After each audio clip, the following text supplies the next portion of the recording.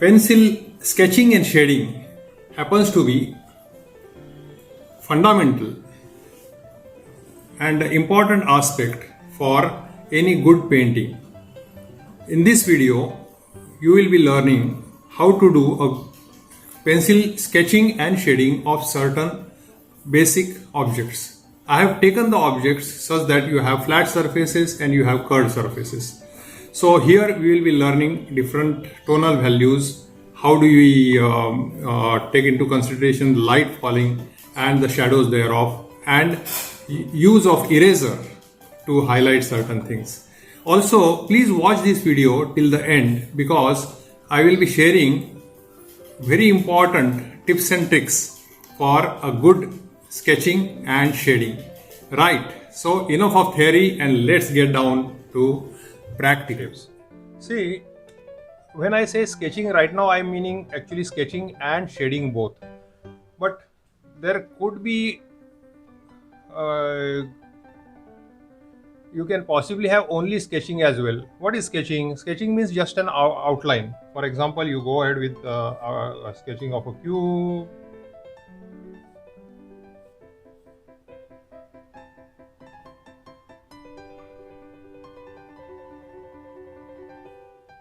Or sketching of a what? For example, this is a center line.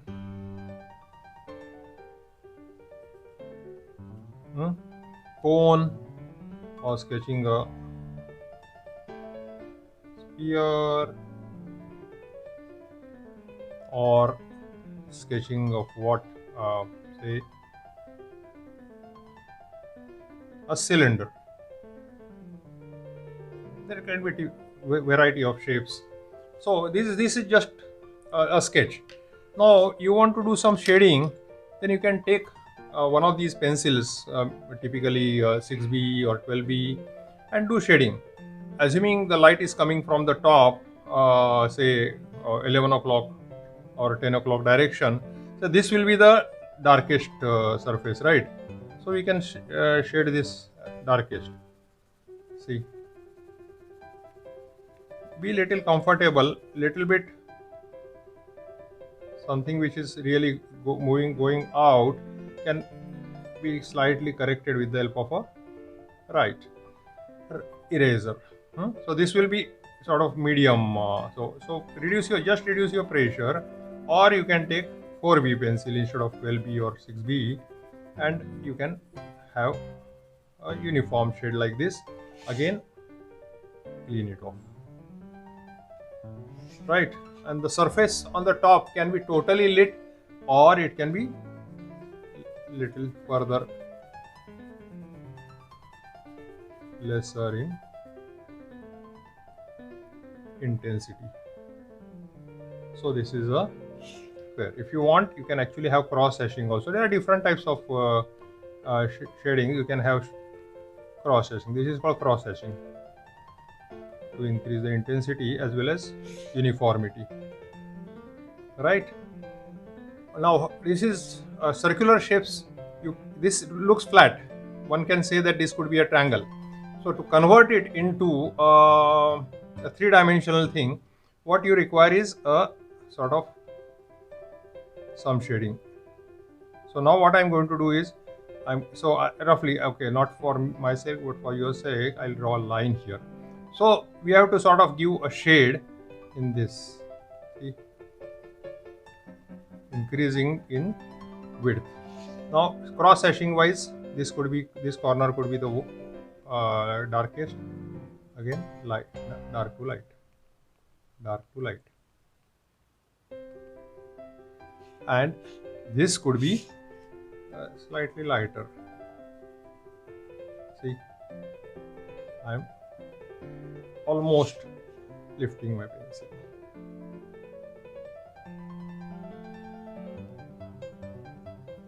So it becomes sort of a three-dimensional shape. What about sphere? Similar thing. You can have a little bigger, and here also, because the light will be coming from this side. Right.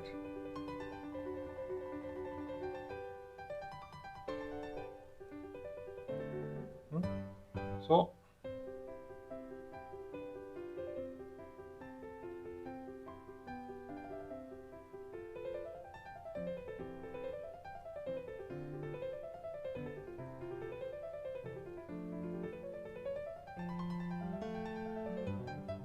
what you must do is, I will tell you, you must draw some shadows below any of these. Actually, okay, this has been kept on this surface, for example.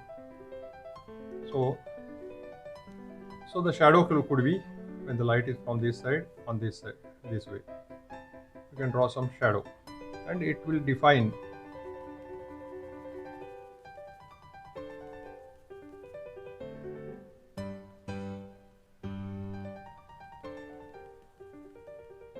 Right?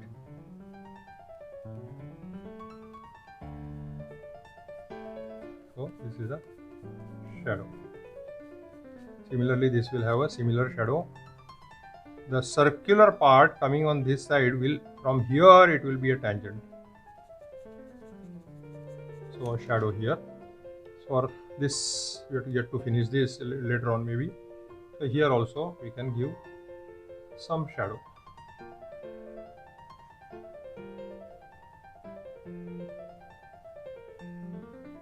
See, and here this also has been kept on some table, and maybe on this side we can make it little darker also to define it further.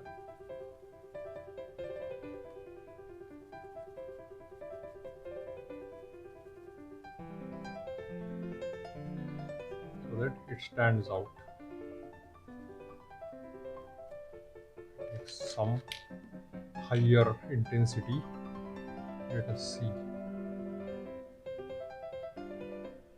Trying to imagine if you put a light that side and take a photograph or look at actual how it will look. I think there could be a darker area here. So defines it. Okay. Similarly, again the light is falling from this side, so we do the same thing. Maybe I start with different method. This is the darkest.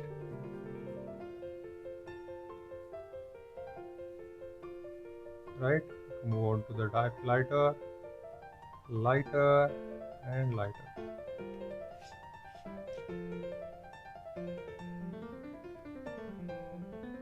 This is the darkest. And you have in between, middle tone, and a lighter tone. You can use your finger also, why not? Right, and again the shadow.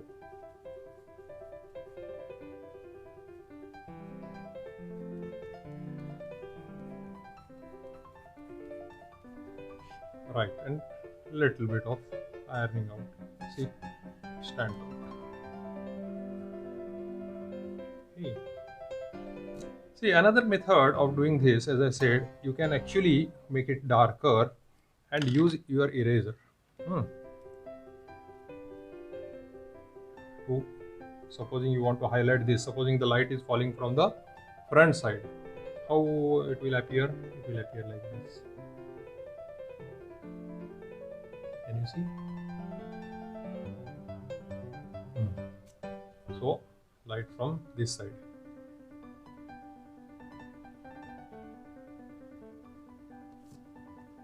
Isn't it becoming interesting? Like so, you can use eraser also to sort of define this. So this is how you can have different shapes and give them a 3D effect. Great! I hope you found this video both useful as well as interesting. As regards the tips and tricks which I promised during the beginning of the video. See, for any sketching any object, for example, it could be this scissor or it could be my smartphone, anything, whatever you want to sketch and shade, take a photograph of that particular object with light on one side, shade on the other side. Try to see that when you are doing the photography, you should try and have highest variation in the tonal values. There should be a dark value in that particular situation as well as the light values. That is one. Number two is convert that particular photograph into black and white photograph. Any smartphone also today has these features to convert a colored photograph into black and white so that your tonal values are very easily seen. Number three, have a card like this and have a small square hole on that card and then observe the tonal values. Can you see that my yellow shirt here through this hole, you can see the tonal value is almost 0 or 1. Neck, this tonal value is maybe middle tone some, and maybe this cupboard, can you see the tonal value is almost 9 or 10, dark tonal values. Like that, differentiate between at least 3 tonal values, the more the merrier, between the low tone, middle tone and the high tone, and accordingly do the shading, and your shading will certainly stand out.